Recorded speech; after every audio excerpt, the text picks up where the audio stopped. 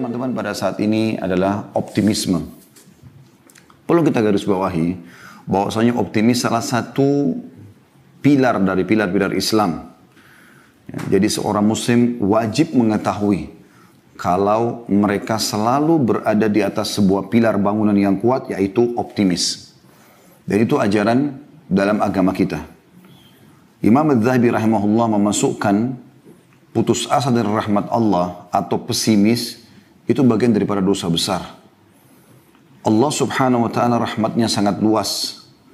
Salah satu sifat Allah subhanahu wa ta'ala adalah rahmatnya mengalahkan murkahnya. Sebagaimana dijelaskan dalam hadis qudsi. Ya.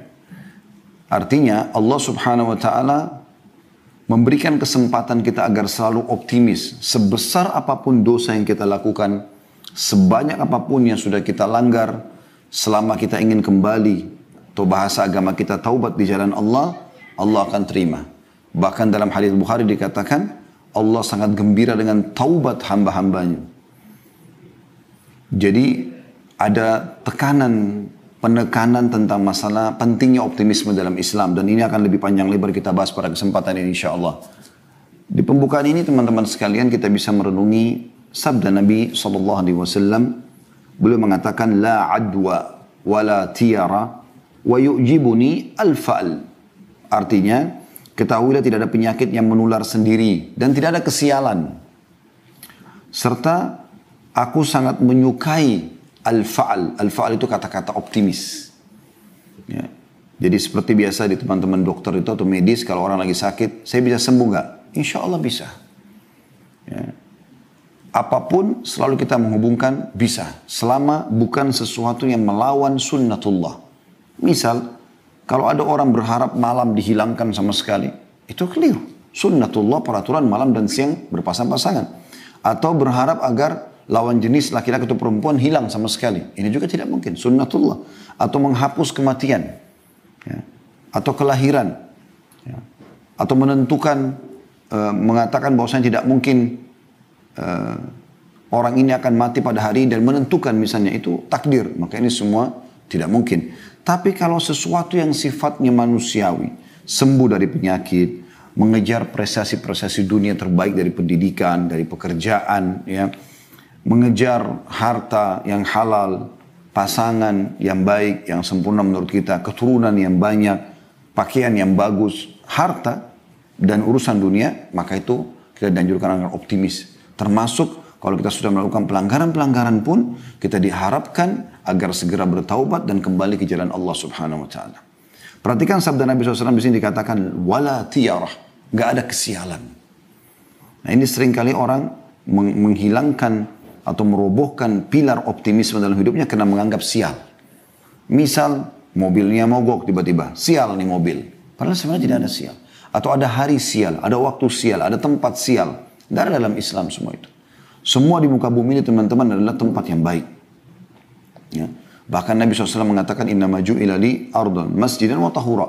Allah telah jadikan untukku bumi ini semuanya suci. Dasarnya. Dan bisa jadi masjid untuk sholat. Jadi tidak ada dikatakan tempat sial. Kalau ada orang pernah terbunuh di satu tempat, maka itu kasus dia terbunuh. Dan tidak ada namanya ruh gentayangan akan mengganggu orang di sana. Ini semua menghilangkan, merobohkan pilar optimisme. Sehingga orang tidak mau tinggal di sana. Orang merasa selalu diganggu. Padahal ini permainan syaitan. Salah satu sebab turunnya surah Jin adalah orang-orang Mekah, saudaraku seiman. Mereka seringkali, kalau mereka pernah melakukan perjalanan, ini di masa jahiliyah ya, sebelum datang Islam kepada mereka. Mereka seringkali kalau melakukan perjalanan, kemudian mereka turun di sebuah lembah, mereka tancapkan kemah-kemah mereka untuk tinggal, maka tanpa ada sebab, tiba-tiba pemimpin kafilah itu, perjalanan itu, meminta bekal masing-masing dari orang yang ikut dalam kafilah perjalanan tadi. Kemudian dia datang ke tengah-tengah lembah, lalu dia berkata, wahai penjaga lembah, ini setengah bekal kami, ambillah, jangan ganggu kami. Maka Allah subhanahu wa ta'ala turunkan surah Jin, salah satu potongan ayat adalah, fazaduhum rahaqa. Maka syaitan-syaitan yang ada di sekitar lembah itu makin mengerjai mereka. Jadi tidak ada teman-teman. Anda biar tidur di dekat kuburan, ya, di sekitar kuburan tidak ada masalah. Kuburan orang sudah mati. Mereka di alam barzah. Nggak ada ceritanya kuburan bisa terbuka, pocongnya keluar, ganggu orang seperti sering digambarkan dalam film-film di Indonesia. Ini perusakan akidah. Tidak ada sama sekali. Siapa di antara kita sini teman-teman yang pernah kedatangan pocong kakeknya atau neneknya atau keluarganya? Tidak ada. Kalau memang mereka bisa datang, loncat-loncat ke rumah, ketuk pintu, minta makan, ngajak ngobrol, semua orang akan mengalami. Bahkan orang bisa berharap orang tuanya bisa datang kepada dia. Tapi memang tidak ada dalam Islam itu. Dan memang tidak ada faktanya. Tapi ini dilakukan oleh orang-orang yang memang tergoda oleh syaitan, akhirnya masuk ke dalam akidah atau coba merusak, menusuk akidah Islam. Tapi ini tidak mungkin insya Allah merusak akidah selama kita belajar yang benar. Dan juga Nabi SAW mengatakan, dan aku suka sekali dengan al-fa'al, kalimat optimis. Saya bisa, saya akan diampuni, saya akan masuk surga, saya akan berhasil, saya akan lulus, saya akan menikah, saya akan punya anak, ya. Saya akan jadi orang kaya, saya akan jadi orang pintar, ya. Saya akan memaafkan, ya. Semua itu al-fa'al. Dan kita dianjurkan dalam Islam seperti itu, bahkan itu bisa menjadi doa, ya. Makanya Nabi SAW, hadis tadi itu hadis riwayat Bukhari Muslim ya, yang hadis tentang kata-kata al-fa'al, atau kata-kata optimisme. Dan dalam Islam kita dianjurkan agar selalu saja ya, menghindari kata-kata buruk bahkan. Kata Nabi SAW, jangan kalian pernah ucapkan kata-kata buruk yang bisa jadi doa buruk untuk diri kalian, harta kalian, dan juga keluarga kalian, yang bisa saja malaikat lewat mengaminkan dan terjadilah. Misal ada suami istri mengatakan, saya nyesal nikah sama kamu. Ada orang tua mengatakan pada anaknya, menyesal saya melahirkan kamu misalnya. Menyesal saya punya anak seperti kamu. Maka bisa jadi kalimat buruk. Dan itu bisa saja anaknya justru jadi nakal gara-gara kata-kata itu. Atau dia lihat dirinya di kaca, dia mengatakan, saya kok jelek sekali ya. Akhirnya dia selalu memandang dirinya jelek. Padahal sebenarnya sejelek apapun dia dalam pandangan manusia, tetap dia ciptaan Allah Subhanahu Wa Taala. Tetap ada kesempurnaan ciptaan di situ. Allah mengatakan, fi ahsani taqwim, kami ciptakan manusia dengan sesempurna mungkin. Al-Hulaimi berkata, rahimahullah, Nabi SAW suka dengan optimisme. Karena pesimis merupakan cermin persangkaan buruk kepada Allah tanpa alasan yang jelas. Optimisme diperintahkan dan merupakan wujud prasangka yang baik atau prasangka yang baik. Seorang mukmin diperintahkan untuk berprasangka baik kepada Allah dalam setiap kondisi. Ini dinukil dari Fathul Bari, syarah Sahih Bukhari, ya, di jilid 10 halaman 226. Jadi bagaimana kita dianjurkan agar selalu berbuat kebaikan-kebaikan teman-teman. Kita selalu optimis. Jadi seburuk apapun masa lalu Anda, nggak ada hubungannya dengan Anda sekarang. Ya. Makanya ada satu judul ceramah, saya sarankan teman-teman mengikuti, karena dalam 1 jam kita tidak mungkin menghabiskan semua materi. Tapi saya sarankan Anda coba pilih di playlist di YouTube kami, di Khalid Basalamah Official, ada judul, Iya Inilah Aku Sekarang. Judul tablik akbar itu lebih dari 2 jam, ya, mungkin hampir 3 jam materi itu di Makassar beberapa waktu yang lalu kami sempat adakan sebelum pandemi. Itu khusus, saya memang susun tema itu bagi orang-orang yang dulu masa lalunya kelam. Sekarang sudah taubat, sekarang mau jadi orang baik, sekarang mau jadi orang sukses. Maka jawabannya iya, inilah aku sekarang. Kalau ada orang mengatakan, kamu kan dulu begini, iya, inilah aku sekarang. Masa lalu dalam Islam tidak pernah dilihat. Bukankah mayoritas sahabat dulunya orang-orang non-muslim, orang kafir di Mekah, kemudian mereka dapat hidayah? Bukankah Umar bin Khattab radhiyallahu anhu adalah orang yang paling benci Islam? Bahkan pada saat akan mengucapkan syahadat, hari itu dia menghunuskan pedangnya, pakai baju perangnya untuk membunuh Nabi SAW. Dan terbalik, Allah berikan hidayah. Ya. Bukankah Abu Sufyan, orang yang memimpin pasukan Ahzab, orang yang membenci Islam, tapi setelah pembebasan kota Mekah masuk Islam? Bukankah Ikrimah bin Abi Jahal, ayahnya Abu Jahal, meninggal dalam keadaan kafir? Dia selalu bersama ayah yang membenci Islam. Tapi setelah masuk Islam, dia menangis memegang Al-Quran sambil mengatakan, ini perkataan Tuhanku yang aku lalaikan selama ini. Kemudian dia mengatakan, ya Rasulullah, mulai hari ini aku akan, ya ini lihat kalimat optimisnya, aku akan bersedekah sejumlah dulu yang aku keluarkan untuk memerangi anda sebagai tebusannya. Mereka optimis. Banyak sahabat masuk Islam umurnya sudah sepuh, tapi mereka menghafal Al-Quran. Tidak ada kata-kata pesimis. Mereka selalu optimis. Ya.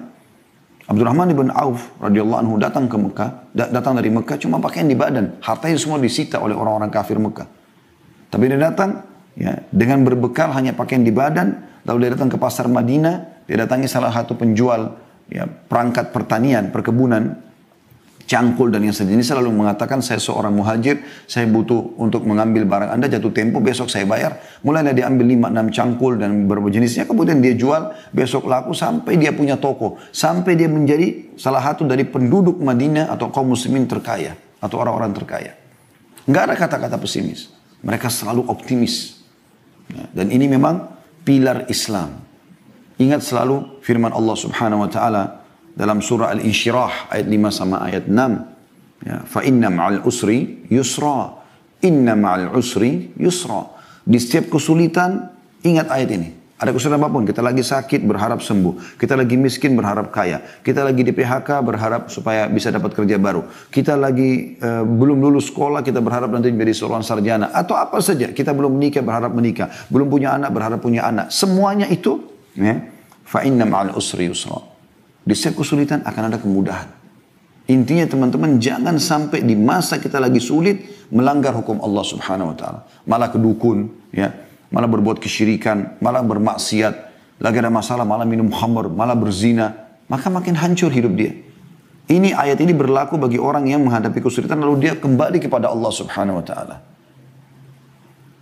Cobaan yang sedang datang justru bentuk kasih sayang Allah agar kita bisa kembali kepadanya. Di saat itu Anda wudu, bahkan sejadah, sujud di malam hari, mohon kepada Sang Pencipta Allah. Anda sedang memohon kepada pencipta langit dan bumi. Kalau Anda sedang sakit, lagi ada masalah, yang ciptakan Anda Allah, yang ciptakan masalah itu Allah, yang bisa menyelesaikannya Allah. Dan Anda kalau sudah mendapatkan nikmat, yang ciptakan Anda Allah, yang berikan nikmat itu Allah, yang bisa menambahnya juga Allah Azza wa Jalla. Itu kemuliaan seorang mukmin.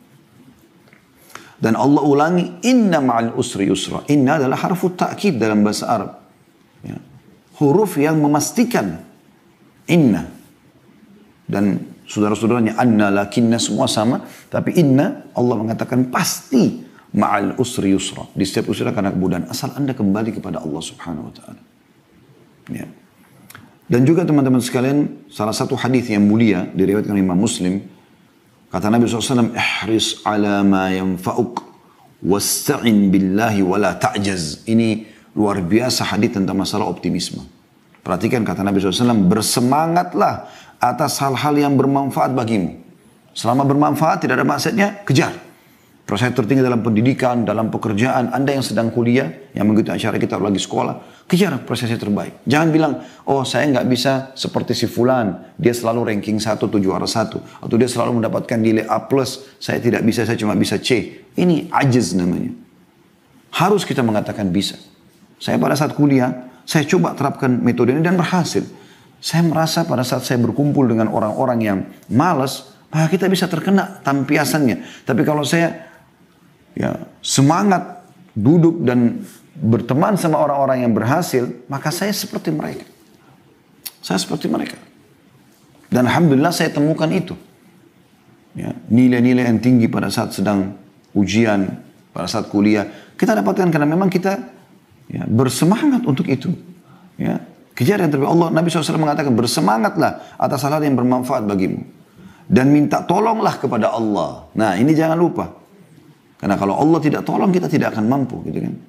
Dan jangan kamu lemah. Wala ta'jaz.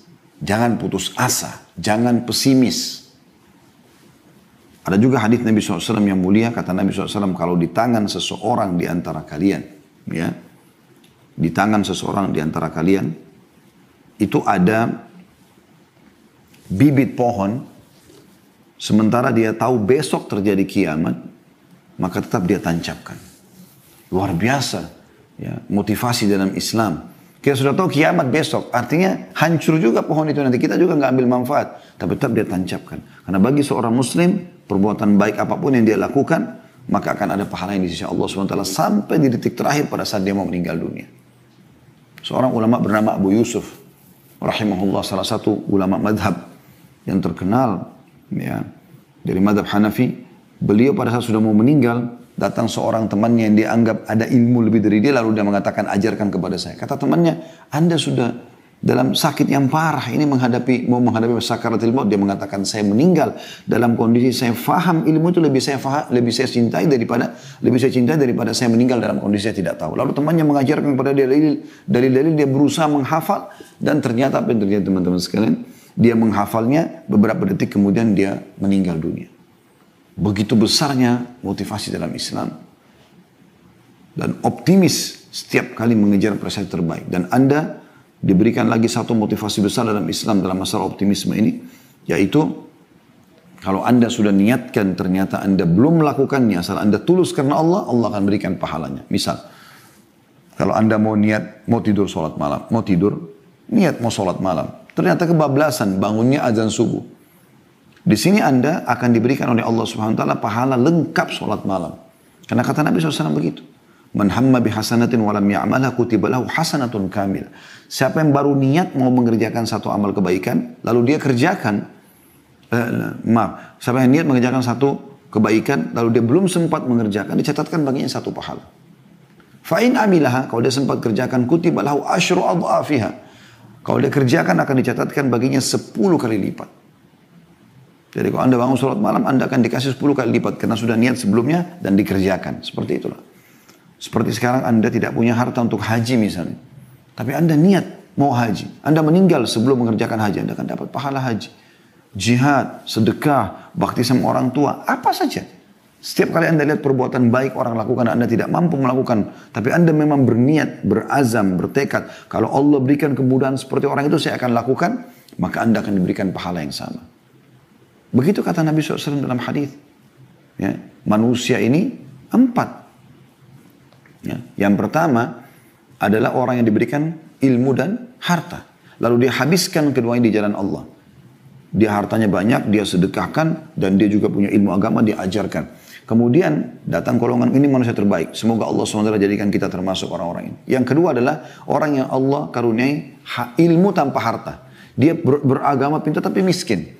Tapi dia, kata Nabi SAW, melihat orang yang pertama lalu dia mengatakan, andai saja Allah memberikan kepadaku seperti si fulan, maksudnya seperti orang yang pertama, saya punya juga harta, saya juga akan lakukan hal yang sama. Bangun masjid, rumah anak yatim, bantu orang susah, segala macam.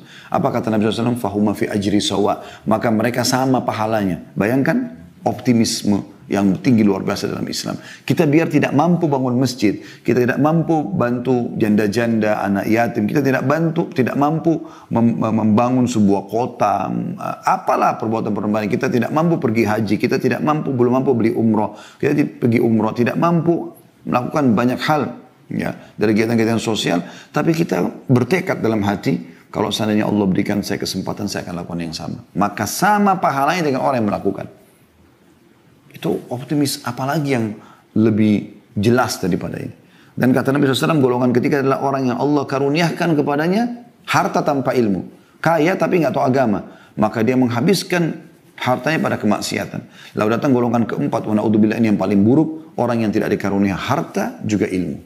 Udah miskin, bodoh. Ya. Lalu dia bukan melihat golongan kedua sama ketiga, pertama, tapi dia lihat golongan ketiga. Yang kaya tapi bermaksiat. Maka dia mengatakan kalau saya punya kesempatan seperti si fulan, maksudnya orang yang ketiga tadi, menghabiskan hartanya foya-foya di jalan syaitan, maka saya akan lakukan hal yang sama. Kata Nabi SAW, fahuma fi wazri sawa, maka mereka sama dosanya. Ya, ini bahaya sekali, maka jangan pernah niat untuk menjadi ahli maksiat. Ada cukup banyak teman-teman yang coba kita bahas dalam kesempatan kita ini, semoga Allah berkahi. Bagaimana kita dianjurkan agar selalu punya optimisme. Ada hadis yang lain. Hadis ini hadis sahih riwayat Imam Ahmad. Hadis ini riwayat Bukhari Muslim tepatnya. Kata Nabi SAW kepada Sa'ad bin Abi Waqqas radhiyallahu anhu, innaka intadhar warathataka agniya'a khairun laka an tadharahum 'alatan yatakaffafuna an-nas. Ketahuilah wahai Sa'ad, engkau meninggalkan anak-anakmu dalam keadaan kaya, ya, engkau pada saat meninggal tinggalkan warisan yang banyak, jauh lebih baik. Artinya untukmu dan untuk mereka. Kau dapat pahala yang banyak, mereka pun bisa hidup. Daripada mereka kau tinggalkan dalam kondisi mengemis kepada orang-orang.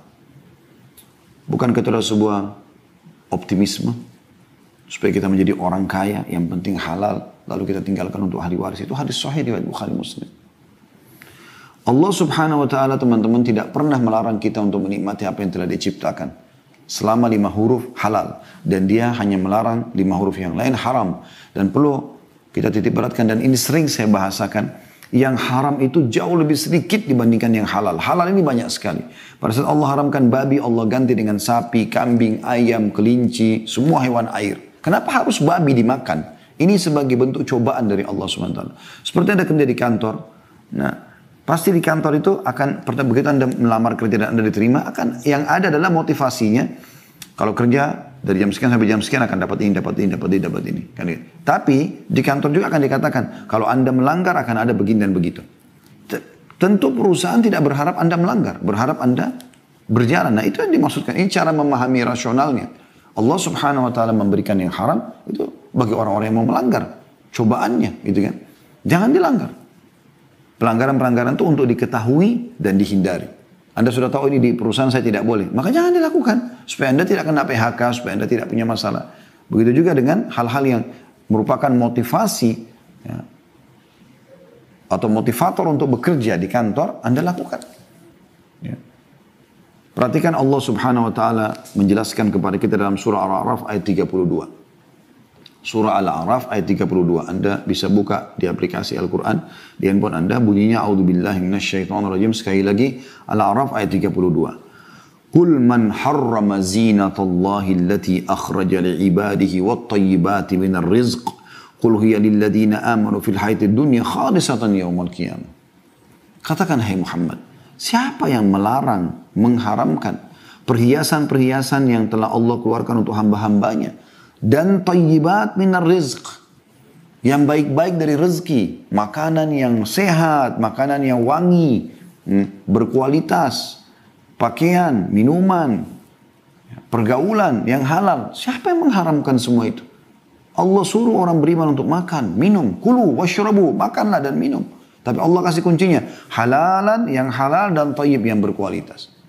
Kalau orang beriman teman-teman tidak boleh makan, nggak boleh minum, nggak bisa biologis, maka mungkin kita susah hidupnya. Wajar orang menjadi kafir, tapi ini semuanya bisa, tapi dengan cara halal. Makan, minum yang halal, biologis yang halal dengan cara menikah, gitu kan? Kata Allah Subhanahu wa taala, katakan hai Muhammad, itu untuk orang-orang beriman di dunia dan juga hanya untuk mereka di akhirat. Di dunia orang kafir masih dapat makan, minum dan segala macam. Tapi di akhirat orang beriman saja. Di dunia kita dapat kenikmatan selama kita menjalankan atau menikmati yang halal, menjalankan perintah dan menikmati yang halal. Dan di akhirat kita juga akan dapat khusus buat kita saja. Orang kafir malah akan menuju ke api neraka. Wa na'udzubillah. Kemudian teman-teman sekalian, juga Allah Subhanahu wa taala menyebutkan dalam surah Al-Mulk ayat 15. Surah Al-Mulk ayat 15. A'udzu billahi minasyaitonir rajim. Huwa alladhi ja'ala lakumul arda dalulan famshu fi manakibiha wa kulu min rizqihi wa ilayhin nusyur. Dia yang telah menghamparkan bumi buat kalian, ya. Kalian bisa jalan di atasnya. Dan Allah mengatakan wa kulu min rizqi. Makanlah dari rezeki yang telah Allah siapkan. Makanan, minuman yang halal, makan, nikmati. Ya. Supaya kau bisa menjalankan kehidupanmu. Dan ketahuilah, kepadanya kalian akan dikembalikan. Juga Allah memerintahkan dalam surah Al-Jumu'ah ayat 10. Setiap habis sholat Jumat, apa yang Allah perintahkan buat umat Islam? Terutama kaum laki-laki yang punya kewajiban untuk mencari nafkah. A'udzu billahi minasyaitonir rajim. Fa idza qudiyatis salatu fantashiru fil ardi wabtaghu min fadlillah. Wabtagu min fadlillahi wadhkurullaha katsiran la'allakum tuflihun. Hai orang-orang beriman, kalau seandainya, ya, atau bila selesai, maaf saya ulangi, bila selesai mengerjakan sholat Jumat, maka menyebarlah kalian di muka bumi, ya, dan carilah dari karunia Allah. Suruh cari. Fantashiru fil ard, menyebar di muka bumi. Wabtagu min fadlillah, ya, cari rezeki itu dari karunia Allah. Dan berzikirlah kepada Allah dengan zikir yang banyak agar kalian termasuk orang-orang yang beriman, orang-orang yang beruntung. Disebutkan dalam sebuah hadis dari Nabi SAW, beliau mengatakan, ma'akala ahadun ta'aman khairan min an ya'kula min amali yadih. Ketahuilah tidak ada sesuatu yang paling baik dikonsumsi oleh seseorang dibandingkan dari hasil kerja tangannya sendiri. Suruh bekerja. Agama Islam menyuruh penganutnya untuk bekerja, bergerak. Ya, agama ini agama bergerak. Ya. Dalam pepatah bahasa Arab dikatakan taharrak fa inna fi harakati barakah. Bergeraklah karena di bergerak itu ada berkah. Nggak ada vakum, nggak ada pesimis dalam Islam. Ini kata Nabi SAW. Wa inna nabiyallahi Dawud kana ya'kul min amali yadi. Dan ketahui Nabi Allah Daud memakan dari hasil kerja tangannya. Ya. Juga disebutkan dalam sebuah riwayat bahwasanya kana Zakaria alaihissalam najjaran. Bahwasanya dalam riwayat Imam Muslim ya, Nabi Zakaria adalah seorang tukang kayu. Bekerja dan memakan dari hasilnya itu. Dikatakan juga anna Idris alaihissalam kana khayyatan yatasaddaqu bi fadli kasbih. Nabi Idris alaihissalam adalah seorang tukang jahit dan beliau makan dari hasil jahitannya itu. Ya. Begitu juga sabda Nabi SAW yang luar biasa ini. Hadis sahih diriwayatkan Imam Bukhari. Saya selalu jadikan hadis ini juga sebagai motivasi agar saya selalu semangat bekerja, ya, berdakwah, bergerak selalu optimis dalam kehidupan. Kata Nabi SAW, li'an ya'khudha ahadukum abhulah. Ketahuilah seseorang antara kalian mengambil potongan-potongan talinya. Thumma ya'til jabal. Kemudian dia mendatangi sebuah gunung atau bukit. Thumma ya'ti bihizmatin min hatabin fayabi'uha fayastagni bithamaniha. Kemudian dia mengambil kayu-kayu bakar yang dia pikul di pundaknya. Kemudian dia menjualnya atau dia membawa lalu menjualnya. Kemudian dia makan ya dari hasil penjualannya. Khairun lahum min an yas'alan nas. Lebih baik daripada dia mengemis pada orang. A'tuhu au mana'u. Baik mereka memberi atau mereka menolak. Ya, kita lihat di sini bagaimana Nabi SAW mengatakan seseorang dari kalian kerja, ayo bergerak, ya. Bahkan pekerjaan yang paling gampang, ambil potongan-potongan tali, pergi ke hutan, ambil ranting-ranting yang sudah kering, lalu diikat, dijual di pasar, lalu hidup dari hasilnya itu jauh lebih baik. Imam Ahmad rahimahullah salah satu hal yang beliau lakukan pada beliau imam madhab yang masyhur. Beliau seringkali kalau butuh uang maka beliau melakukan itu. Beliau pergi ke hutan, dan beliau ambil ranting-ranting, beliau pikul di pundaknya sendiri lalu beliau jual di pasar Irak pada saat itu. Ya. Tepatnya di kota Baghdad ya. Juga para sahabat Nabi ridwanullah alaihim mereka berdagang, bergerak, bekerja. Ya. Bahkan mereka sampai berdagang di laut-laut Romawi. Ya, sebagaimana disebutkan oleh Sa'id ibn Musayyib rahimahullah, karena ashabu Rasulullah SAW yatjaruna fi bahri Rum. Bahwasanya seluruh sahabat Romawi itu sahabat-sahabat Nabi yang saya kenal, mereka berdagang sampai ke laut-laut Romawi. Dan Umar bin Khattab berkata radhiyallahu anhu, ta'allamul mihna. Belajarlah keterampilan-keterampilan yang kalian bisa lakukan. Fa innahu yushiku an yahtaja ahadukum ila mihnati. Karena nanti akan bisa saja dia butuh dengan keterampilannya itu. Suruh. Tidak ada kata saya, sekarang tidak tahu tapi karena saya belajar jadi saya jadi tahu kan. Sekarang saya tidak tahu atau hari ini saya tidak tahu lalu saya belajar. Besok saya jadi tahu atau sebentar lagi saya akan tahu. Nggak ada kata malu teman-teman. Ini apa fungsinya? Ini kenapa? Ini apa? Kita tanya, belajar. Hari ini kita tidak tahu. Untuk apa malu dengan orang? Tapi besok kita jadi tahu. Bahkan kita bisa mengajarkan orang-orang. Dinukil dari riwayat tentang seorang sahabat Nabi juga, sebuah riwayat tentang Abu Darda radhiyallahu anhu bahwasanya beliau ya sering kali memasak ya, kemudian beliau sampai membuat kedua matanya mengeluarkan air mata dan beliau menjual makanan itu.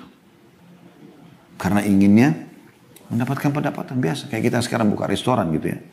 Aisyah juga berkata, karena Abu Bakar radhiyallahu anhu atjaru Quraisyin hatta dakhala fil imara. Ketahuilah bahwasanya Abu Bakar itu adalah ya, orang paling sukses dalam bisnis orang-orang Quraisy sampai beliau masuk ke pemerintahan. Artinya terus saja beliau dagang sampai di zaman Nabi SAW, ya, sampai beliau Nabi SAW meninggal. Pas sudah menjadi khalifah, beliau sibuk mengurus pemerintahan, baru beliau berhentikan bisnisnya.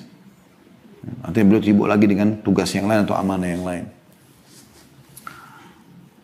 Qais bin Asim, salah satu ulama salaf yang terkenal, pernah menasihati anaknya pada saat dia akan meninggal. Dia mengatakan, alaikum bil mali wastina'ah.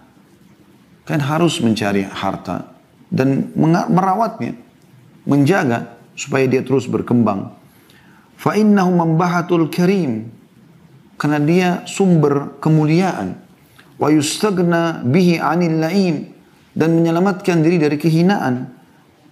Wa iyyakum wal mas'alah, dan jangan pernah mengemis. Jangan pernah pesimis. Fa inna akhiru kasbar rajul, karena mengemis itu pendapatan terakhir. Kalau betul-betul sudah bangkrut, miskinnya luar biasa, baru orang terpaksa minta. Itu pun dalam Islam dia boleh minta hanya sebatas selama dia belum mampu. Dia kalau tidak minta sekarang makanan, dia akan mati pada hari itu. Apa boleh buat? Kalau tidak, nggak ada kata-kata minta dalam Islam. Nggak ada kata-kata mengemis. Dalam sebuah hadis kata Nabi SAW, saya membuka pintu iffah, kemuliaan. Dia kalau mau terima sesuatu, maka dia minta bayar dengan jasa dia, maka Allah bukakan pintu kekayaan. Dan siapa yang membuka pintu mengemis, maka Allah akan bukakan dia pintu kemiskinan. Sa'id bin Musayyib rahimahullah berkata, la khaira fi man la yatrubul mal. Gak ada kebaikan bagi orang yang tidak bekerja, mencari harta yang halal. Gak ada kebaikan padanya. Malas, pengangguran. Ini tidak baik. Kata beliau, yaqdi bihi daina. Dengan uang yang didapatkan dia bisa selesaikan utang-utangnya. Wa yasunu bihi 'irdah, dan dia menjaga kehormatannya. Orang kan muliakan dia. Orang kaya biar jelek tampangnya, kurang fisiknya, tapi karena dia punya harta, orang hormati. Wa yaqdi bihi dhimamah, memenuhi kebutuhan-kebutuhannya. Wa in mata taraka mirasan liman ba'da, dan kalau dia mati dia akan mewariskan bagi orang yang datang setelahnya. Jadi manfaatnya besar sekali kan punya pendapatan itu. Dan ingat teman-teman, innamal a'malu binniyat, semua sesuai dengan niatnya. Allah berikan Anda begitu. Sudahlah, saya cukup dengan ini, saya nggak usah lagi jadi sarjana, saya nggak usah lagi bekerja, saya nggak usah cari pekerjaan lain, saya tidak usah maju, tidak usah begini, tidak usah begitu, tidak usah berobat, ya, tidak usah ikhtiar.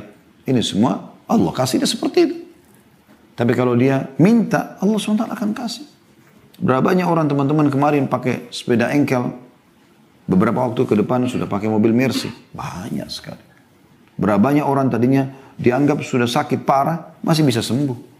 Sa'ad bin Abi Waqqas radhiyallahu anhu itu di Mekah, dia pikir sudah akan meninggal sakit parah, tapi subhanallah dia hidup sampai di masa Umar, bahkan di tangan dialah pada saat dia memimpin perang Persia takluk di tangan kaum muslimin.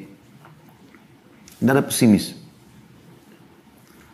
Dahak ibn Muzahim rahimahullah juga berkata, syaraful mu'min salat fi jawfil lail, kemuliaan seorang mukmin ya itu adalah dia salat di malam hari kena antara dia sama Tuhannya, wa izzuhu, dan juga kemuliaan jiwanya istighna'u 'anil nas, dia tidak bergantung pada manusia. Kemudian teman-teman sekalian, Umar juga pernah berkata, maksabatun fi di'anah khairun min su'alin nas. Mencari pendapatan tapi sulit, memang dengan sulit. Bekerja angkat ini segala macam, banyak cobaannya, jauh lebih baik daripada mengemis sama orang. Begitu motivasinya para sahabat. Ya, kalau Anda pernah dengar Luqman, tentu Anda harus tahu Luqman Al-Hakim rahimahullah. Salah satu orang yang disebutkan namanya dalam Al-Quran, dan akan disebutkan surah Luqman, ya, yang terkenal dengan wasiat-wasiatnya di situ ya. Nah, dia pernah mengatakan dalam sebuah wasiat kepada anaknya, ya bunayya, wahai anakku, istagni bil kasbil halal. Cari pendapatan halal itu. Kejar prestasi, kau bekerja, berbisnis, apa saja. Fa inna maftakar ahadun illa asabathu ihda thalathu khisal. Tidak ada orang yang berhenti bekerja kecuali dia akan kena hal satu dari 3 masalah. Rikkatun fi dini, lemah agamanya. Orang miskin itu lemah agamanya. Ya. Maksudnya mudah sekali dia untuk bisa meninggalkan sholat, meninggalkan agama. Bukankah banyak orang-orang yang murtad justru karena ini kan? Bukan kita bicara secara khusus orang miskin tertentu, tidak. Ada orang miskin, Masya Allah punya keimanan kuat. Tapi kita bicara di sini, Luqman Hakim berikan wasiat. Orang miskin itu lebih lemah agamanya. Secara umum ya. Karena kapan dia ditawarkan sebuah pendapatan yang besar, lalu dia tinggalkan agamanya, dia bisa tinggalkan. Bukankah di Indonesia terjadi orang banyak tinggalkan agama, murtad gara-gara hanya sembako saja. Tidak asing lagi kisah itu dalam program kristenisasi di Indonesia kan. Kemudian yang kedua, au dha'fu fi aqli, atau lemah akalnya. Kalau orang tidak mau bekerja, vakum, malas, pengangguran, maka lemah akalnya. Dia nggak biasa berpikir untuk mengembangkan potensi yang ada dalam dirinya. Kita ini punya potensi besar sekali teman-teman. Potensi kita yang Allah berikan luar biasa, dari akal kita ini banyak yang bisa kita lakukan. Nah, akalnya jadi lemah kalau dia tidak bekerja. Dan yang ketiga, awwaha'u fi muru'ati, atau tercoreng di kehormatannya. Biar tampan, biar cantik, tapi kalau orang tahu miskin, tidak ada pekerjaannya, ini bisa saja orang anggap remeh. Kita tidak bicara teman-teman orang yang sedang di PHK, kita tidak bicara teman-teman orang yang bekerja, orang yang berusaha cari kerja tapi belum dapat, bukan itu. Tapi kita bicara orang yang malas memang, yang pengangguran ini, yang tidak mau. Ada orang begitu kan, nongkrong di pinggir jalan dari pagi sampai malam, ngobrol itu saja. Minum segelas kopi dari pagi sampai, buang waktu. Ya, sayang sekali. Lalu beliau mengatakan, setelah mengatakan tidak ada orang yang meninggalkan pencarian rezeki halal kecuali bisa ditimpa 3 hal: lemahnya agamanya, lemah akalnya, ya, dan juga tercoreng kehormatannya. Wa a'zam min hadza istighfafun nasu bihi. Dan yang lebih besar lagi daripada itu adalah manusia menganggap remeh dia. Makanya Nabi SAW dalam riwayat Imam Ahmad, ya, seringkali berkata atau beliau menyebutkan, ta'awwadhu minal faqri wal qillati waz zillah. Selalulah berlindung kepada Allah dari, ya, kemiskinan, kekurangan, dan kehinaan. Minta supaya Allah jauhkan. Jangan sampai miskin, jangan sampai kekurangan, dan jangan juga sampai terhina. Selalu Allah muliakan kita di dunia dan juga di akhirat. Ya. Dalam riwayat lain Nabi SAW pernah berdoa, dalam riwayat An-Nasai dan Abu Daud, Allahumma inni a'udhu bika minal ju'i fa innahu bi'sad daji'. Ya Allah, aku berlindung kepadamu dari kelaparan, kemiskinan, kesusahan, karena dia adalah seburuk-buruk keadaan. Beliau juga berdoa, Allahumma inni a'udzubika minal ajzi wal kasal. Ya Allah, aku berlindung kepadamu jangan sampai aku lemah dan juga malas, nganggur, wal jubni wal bukhul, pengecut dan juga pelit, wa ghalabatid daini wa qahrir rijal, dan aku terlilit utang dan juga dikuasai oleh orang-orang. Umar bin Khattab pernah berkata kata-kata yang unik di sini, ya. Beliau mengatakan, inni la'al rajulu fayujibunu syakluh. Saya dulu pernah melihat orang, lalu saya kagum dengan penampilannya. Fa'idha sa'altu anhu, pada saat saya tanyakan tentang keadaannya, faqila la amalalah, maka dikatakan tidak ada pekerjaannya, pengangguran, sakata min aini, maka dia jatuh dari pandangan mataku. Maksudnya Umar bin Khattab menganggap orang ini tidak memiliki apa-apa. Kenapa dia tidak bekerja? Beliau juga pernah melihat ada orang selepas sholat Jumat duduk-duduk. Lalu Umar mengatakan, kenapa kalian di sini? Mereka mengatakan, kami bertawakal kepada Allah. Lalu Umar marah. Maksudnya mereka mengatakan, ya sudah, kalau ada yang antarin kami makanan, seakan-akan begitu ya. Ya datang kami makan. Tidak, ya sudah kami tawakal kepada Allah. Maka Umar radhiyallahu anhu marah. Menghardik mereka sambil mengatakan, ya, kalian mengatakan itu sementara kalian tahu Allah tidak pernah atau tidak akan pernah menurunkan hujan emas dan perak. Keluar dan cari rezeki Allah. Jadi banyak orang salah faham dengan kalimat ini, ya. Begitu juga dengan orang banyak salah faham dengan kalimat zuhud. Zuhud itu mereka mengatakan tinggalkan dunia untuk akhirat. Bukan akhi dan ukhti. Zuhud itu, ya, salah satu rangkaian daripada sifat orang mukmin adalah mendahulukan akhirat dari dunia. Bukan meninggalkan dunia. Karena Allah SWT mengatakan dalam surah Al-Qasas, surah nomor 28 ayat 77, A'udzu billahi minasyaitonir rajim, wabtaghi fima ataka Allahu ad-daral akhirah wa la tansa nasibaka minad dunya, al-ayat. Kejarlah apa yang Allah janjikan untuk kalian di akhirat nanti. Surga, derajat-derajat yang tinggi dengan sholat, dengan puasa, dengan sedekah, bakti orang tua, jenguk orang sakit, zikir, baca Quran, berdoa, segala macam hal. Dan jangan lupakan bagianmu dari dunia. Orang mukmin tetap dianjurkan pakai baju yang bagus. Nabi SAW pakai baju yang bagus. Memiliki rumah. Nabi SAW menyiapkan setiap istrinya rumah sendiri. Kendaraan. Tunggangan juga sama.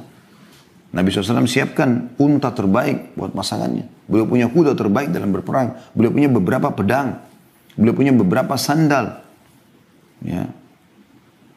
Nabi SAW punya beberapa baju. Dan bagus. Bukan yang kumuh. Jadi jangan salah paham dengan masalah-masalah seperti ini teman-teman sekalian. Oleh karena itu selalu optimis. Tidak ada kata-kata tidak bisa. Selama bukan melawan sunnatullah, maka bisa. Dan Allah SWT mengatakan, فَإِذَا أَزَمْتَ فَتَوَكَّلْ عَلَى اللَّهِ. Kalau kau sudah bertekad, bertawakallah kepada Allah. Jalani, pasti kamu bisa. Tidak ada kata-kata terlambat teman-teman sekalian. Dan ini adalah optimisme dalam Islam. Harusnya kita seperti itu. Ya? Jadi mulai sekarang, buka lembaran baru, bagaimana kita ke depannya semuanya berisikan optimisme. Kita semangat ya, untuk mencari rezeki, untuk memiliki pasangan, yang belum punya pasangan, untuk memiliki anak, jangan berhenti ikhtiar, ya, untuk melakukan ibadah haji, zakat. Kalau hari ini Anda adalah mustahik penerima zakat, bagaimana Anda target tahun depan, 2 tahun lagi, 5 tahun lagi saya jadi muzaki, saya akan mengeluarkan zakat. Tidak ada kata-kata terlambat. Anda kalau baca kisah orang-orang sukses juga, mereka mulai dari tidak mampu sampai mereka menjadi mampu.